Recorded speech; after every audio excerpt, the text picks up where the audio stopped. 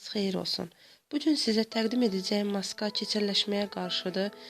Bunun üçün bizə lazımdır 1 xörək qaşığı bal, 1 çay qaşığı darçın və 2 xörək qaşığı zeytun yağı. Gördüyünüz kimi mən artıq ərzaqları qarışdırmışam. Maskam hazırdır. Yalnız burada sizin də gördüyünüz kimi biraz qatı alınıbdı. Bunun üçün yəni bunu saçın diblərinə sürtmək biraz çətin olacaqdır. Əgər istəsəniz, şəxsən mən özüm əlavə edəcəm.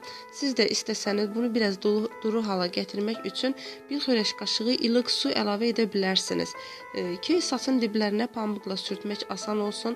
Yəni bunu masaj edə-edə sürtsəniz saçların dibinə daha yaxşı olar. Bu maska saçlarınızın dibini bərkidəcəkdir. Yeni saçların əmələ gəlməsinə kömək edəcək. Saç dibləriniz təbii ki, lazım olan vitamini həm zeytun yağından, həm baldan, həm də darçından əldə edəcəkdir. Bu maskanı saçınızda ən azı 1 saat saxlayırsınız, sonra isə həmişəki qaydada yuyursunuz. Yəni həmişə əvvəllər necə yumusunuzsa o qaydada yuyacaqsınız, qurulayacaqsınız.